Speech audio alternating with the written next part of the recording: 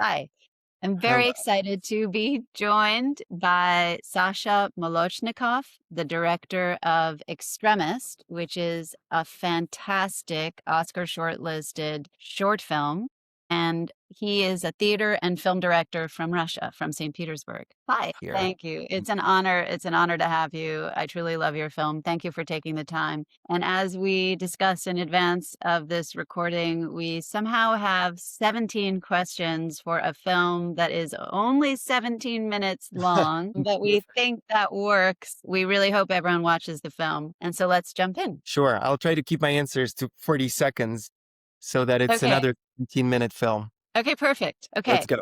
So, Extremist is set in a very specific political time and place, and yet it's very intimate and emotional. How would you describe it in your own words? It's a film about neighbors, two girls that love each other, and one of them really feels the climate around change because Russia just invaded Ukraine, and an old lady who lives next door. And that protagonist, Sasha, who is sensitive to soldiers getting drafted every day, young guys, and the Russians bombing Ukrainian civilians, changes price tags in a grocery store to put information about the war in front of people in a grocery store as they buy cheese and sausage. So in the design of the price tag, she changes it, like the amount of people died in this city, 400, etc.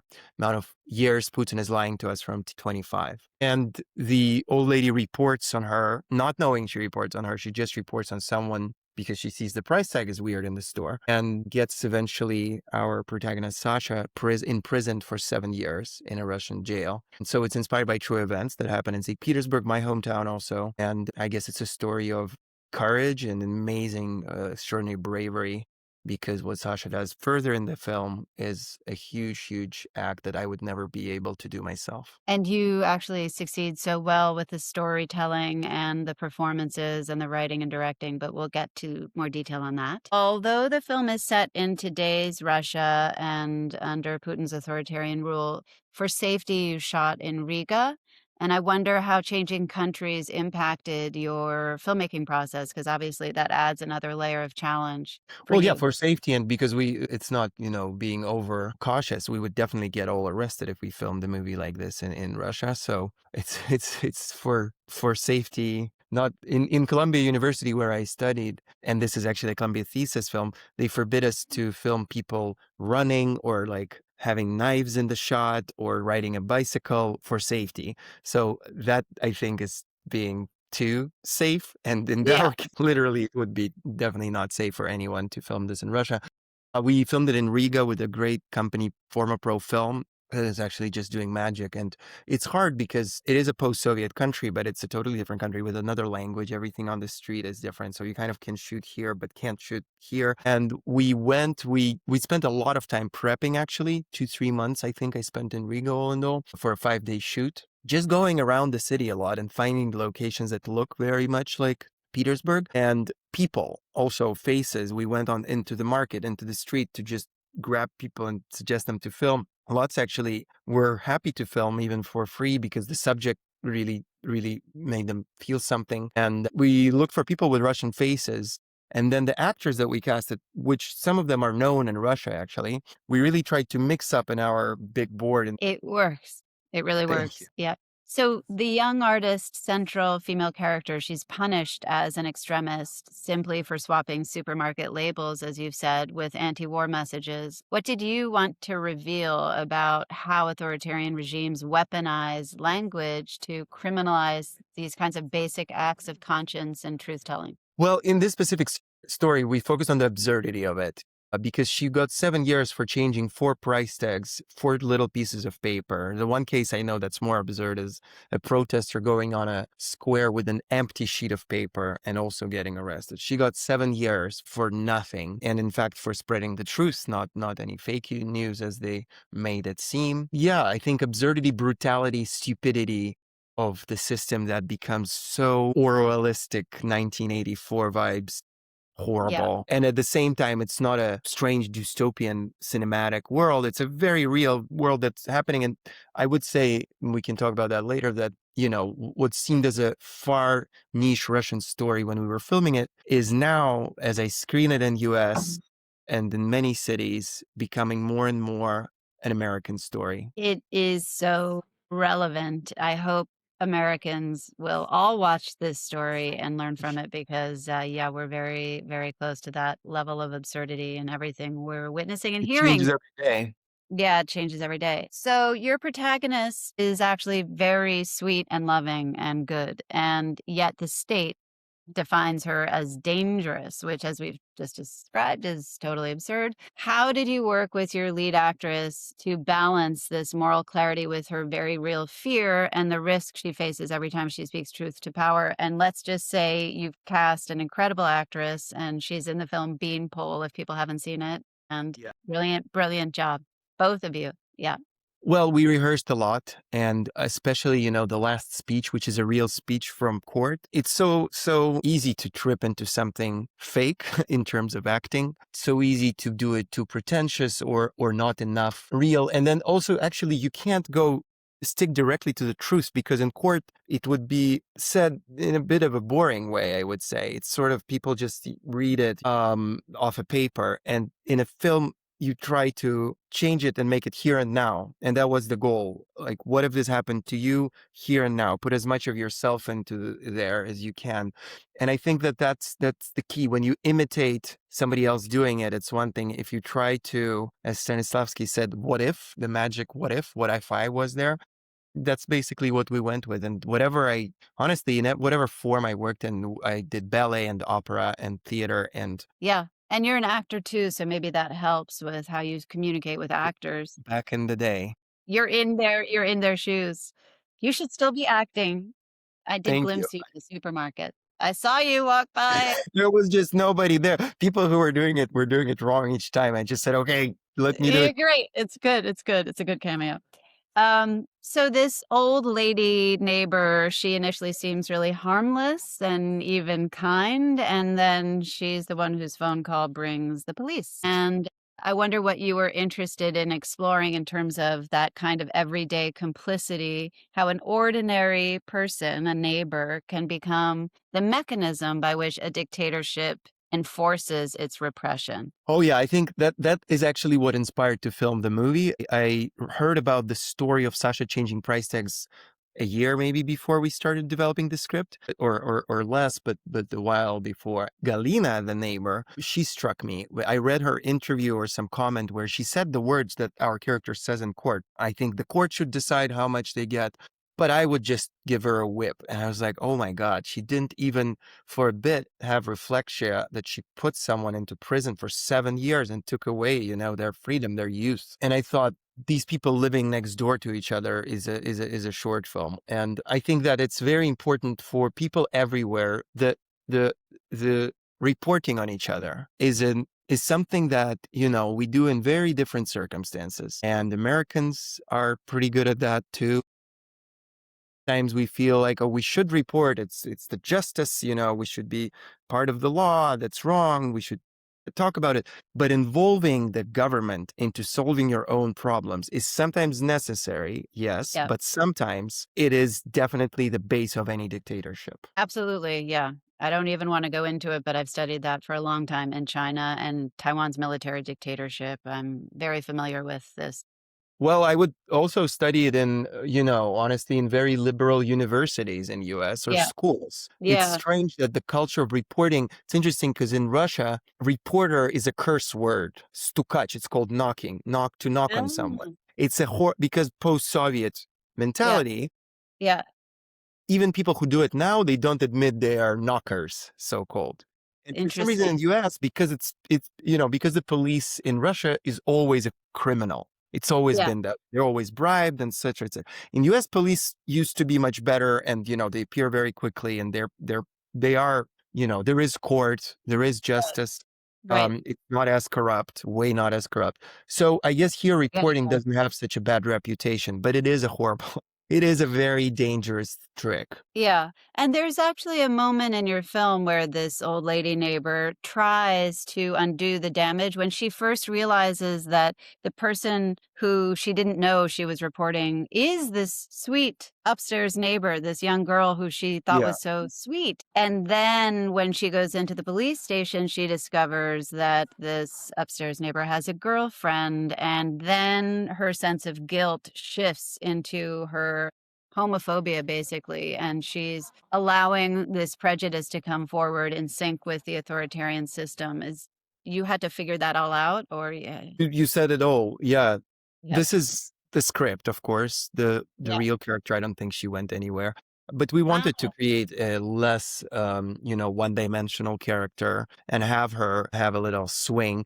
There is, though, you don't have to, when you're retelling a real story, you can put, I think, qualities of one character into the other. For instance, the prosecutor, the investigator of Sasha's case, resigned. He, after oh, this wow. case, quit the job. So Wow.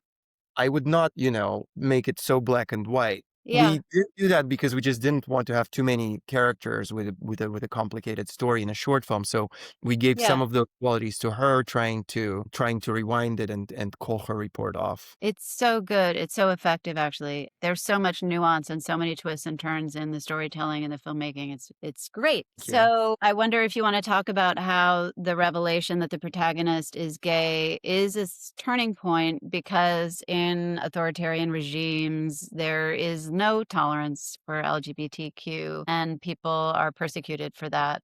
And it's like the state goes right into their intimate life, which is something I feel in your film you give us such a great sense. I mean, you've created such wonderful characters and we're so with them. They're so dynamic from the beginning and their personal lives are so beautifully rendered. And then the state is like, should be nowhere near their business and yet is going to punish them. Yeah, we have that scene in the train when they hold hands among people. We didn't want to lean too much into, let's say, an LGBT film because I think you don't want to sort of play on each topic. We kind of focused on the system versus human here.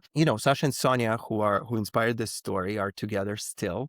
And actually, it's a little spoiler, but today we will have a very unique and fragile event for me. Ben Stiller, who's an EP on the film, will host a screening here where I'm at, and Sasha and Sonia will zoom in from Berlin because Sasha got swapped and she's out of prison now. It's a Wow. separate thing, yeah. But they It's will great. talk to Ben, which I'm very excited about. And they're still in love. Their love won over this case. They stayed together. They didn't know they'll get swapped. Sasha spent about 2 years in prison and Okay. they're together building a new life in Berlin. So I think it's just about love. And yeah, it is important that it's love of two girls who can't feel completely free in Russia for sure. So this relationship, their love story, is a counterweight to the brutality of the state, and that makes the punishment all the more unbearable. But you've just given us a sense of hope that they've overcome and their love has brought them through this horrible punishment. But I actually think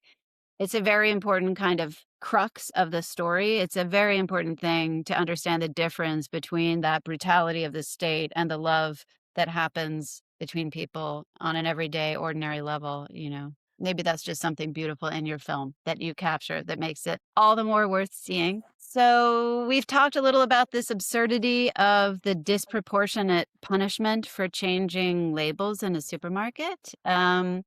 And you did base it on an actual case. So, what do you feel about how the laws in Russia target this kind of extremism? Say that since I left in 2022, I saw the shift. It started in 2010, 12, maybe even right when Putin came. Putin came into a very democratic country in 1999 where everything was allowed. First thing he did, he returned the Soviet anthem. Then there were the governor's elections canceled. Then the Freedom TV station NTV was shut down. This is all the first years. Then Yep. the war in Georgia started in 2008. Then the war in Ukraine in 2014. And each of these wars, of course, brought more and more censorship. The Georgians were kicked out of Moscow. I'm kind of retelling Trump's years in US, no? No. The other TV stations were closed. Then the whole TV was only propaganda channels by 2012. Oppositional were cable and it was still, you could still get it. Protests were allowed. Then only one people protests were allowed. Then Right. protests are now at all allowed. And now people are afraid when there's somebody unknown in a company of friends, they're afraid to talk about what they think Oh because my they're god. afraid of people reporting. Right. This now feels uncomfortably close to what's happening in the United States, and I wonder if having experienced what you have in Russia and having left around 2022, right, with the invasion of Ukraine, if you have any particular feelings about where the US is going? That's a new twist on Well, that question, but first of all, I wouldn't be too dramatic. US is still an incredibly different country from Russia, of course. There are states in US that are opposed to presidents, Mamdani winning at the same time with Trump being a president is something impossible in Russia because there is no governor or any politician in Russia that does not fully obey what Putin says. There is no okay. resistance of politicians to politicians. It's all going one direction. So Okay. there is no election in Russia at all. And so far in the US, there is. We don't know if there's going to be a new one, but so far there is election. There are different, there's Congress, there is different powers that can suppress one another. But as we saw, even though he can take decisions on his own and get a president out of a different country, I don't even know what to say about that because it's so new to the world's history. But yeah, I think the Minneapolis, what I can say is more emotional. I'm not a politologist, but what I saw in Minneapolis is identical to what I saw in Russia because it's also in the snow. People getting brutally arrested for protesting in the snow. Is Right. Russia 2020, Russia 2021, and Russia 2022, all the way till the war started. Yeah. Do we have more guns in America, though, than you have in Oh, yeah, Russia? I'm sure. Guns are not, That's definitely Russian civilians are way not as weaponized because guns are not yeah, allowed. So it's a right. very different thing. I think it's more Yeah, dangerous in one side and less yeah, dangerous the other side. yeah, that makes sense. You've spoken a little bit about the courtroom drama and that scene, but as a director, was it challenging to capture kind of the banality of the institution and then the enormity of what is about to happen to our main character? The courtroom scene was probably the most challenging because I've been to those courts. But what was amazing is that the extras who came were all people who also left Russia. And they also have been to those courtrooms. And when we saw their eyes in the lens, we looked at the DP with each other. And the DP, who is a great cinematographer, that's a separate conversation, was like, Yeah, whoa, because all the eyes of the extras were so engaged with what she was saying behind the camera in her yeah, speech. So not only that Vika is such a great actor and she got them, but also I guess on some association level, they very well knew where they are. yeah, yeah. And we don't want to give away the confetti. We can, we can do whatever we want. But I can just say it's a very unexpected psychedelic ending, right? Yeah, it's fantastic. Um, and is it the same kind of courtroom as in the Pussy Riot documentary? Because it was bringing that back to me. Yeah, all the courtrooms are the same in Russia. It's Yeah. very boring, very dull, very I know the smell of them. They smell with some Ugh. some some cafeteria downstairs that's boiling some onion soup. Ugh. Yeah. Ugh. Um, so Putin's regime lives on this propaganda, especially now around Ukraine. How did you, and you've described it so well, but in reality, but in your film, how did you visualize or want to suggest that kind of omnipresence of propaganda in everyday life and for all the characters? I was lucky to witness it. I don't know how lucky, but I was in the summer of the war, I was still in Russia and I was filming a TV show in a provincial city. And I Yeah. saw a woman who was working at the reception. She had the TV on all day and it was nonstop. Such crazy propaganda where the host is like casually talking about a nuclear war, casually talking about dropping a nuclear bomb on US, and she was listening into it like it was music, Sensation of something undescribable. Yeah. And yeah, we had actually more shots of the old lady watching the TV, Galina watching the TV. Yeah. Sadly, there was not enough time in the 17 minutes. What you have works. It's memorable and it stays with me and it's It's effective. zombifying. It's Yeah, zombifying. yeah. So your protagonist refuses to stop speaking out? I mean, there's a chance that she could kind of silence herself Confess. and wouldn't be punished, and yet she doesn't. So I wonder what your maybe how you spoke to her about making those decisions? Was it just based on the case? I'm happy to know that she is now out after 2 years and reunited with her girlfriend, but I don't know, was it a character who couldn't lie to themselves? I mean, you said at the beginning, and this is an interesting Yeah. question, could you put yourself in their shoes? Would you make that decision yourself if it were you? I think we all wonder watching your film. So basically, the fact that she didn't go back, step back, and didn't take her words back and stayed with what she believes in is the big act and the big, action of the character in terms of the script. Dramaturgically, she makes a choice not only to change the price tags, which is sort of a joke almost, but to not give up and say that beautiful speech in court, knowing that it might cause her years and years in prison, how many. And that is something I definitely wouldn't do. I think I would do anything to avoid getting in prison.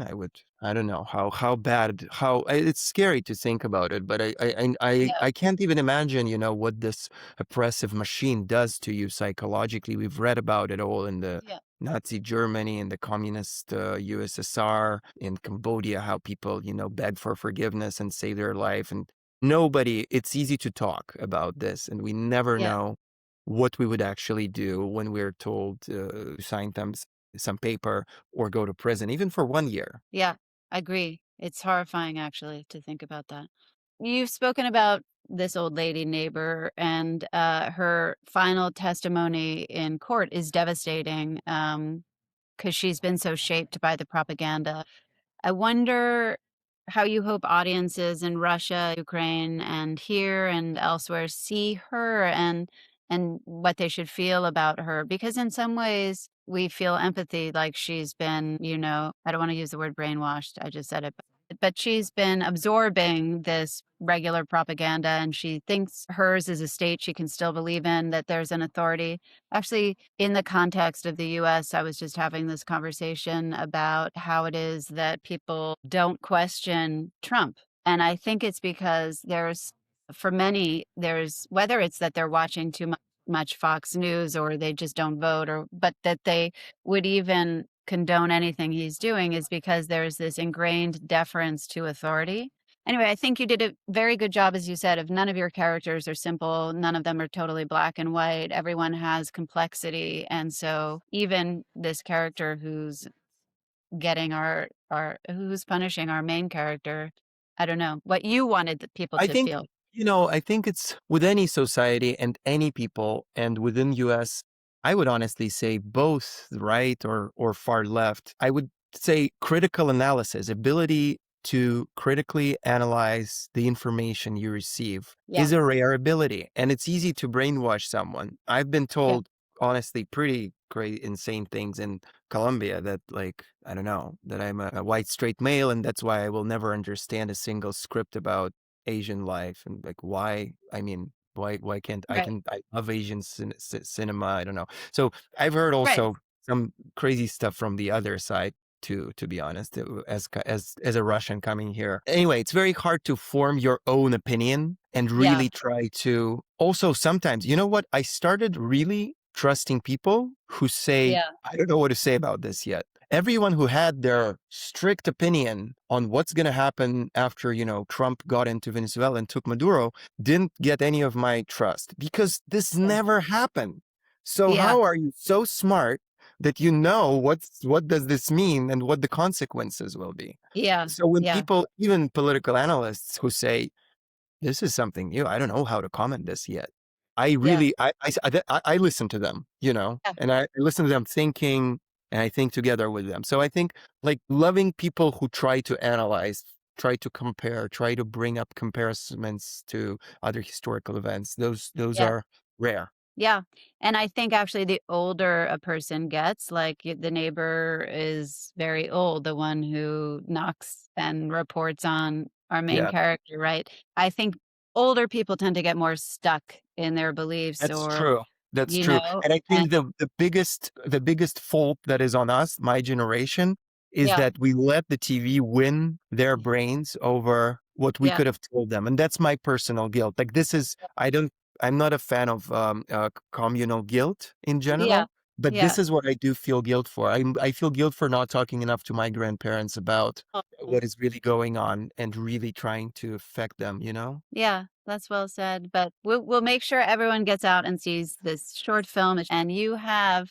this high level support now from executive producers, as you've mentioned, like Ben Stiller, you're Oscar shortlisted. I wonder if this visibility is changing the life of the film, the kinds of conversations you can have, the audiences you can reach. I'm sure you're reaching many people who know nothing about Russia and Ukraine, or eventually you will reach that kind of wide audience. Yeah, I think that it's more important than whether, we get awards for this film or not, to really deliver the message of political prisoners that are still in Russia. There are Ukrainian political prisoners in Russia, Russian political prisoners. There's over 1,000 of Russian political prisoners, and those people should just be released. And whatever the negotiations are of Trump with the Russian administration, Belarus just released their political prisoners. Yeah. And think that if we do, we will try doing a screening in Congress. We are discussing that, and that would really, hopefully, we will do what we can to affect the reality. Sometimes I think art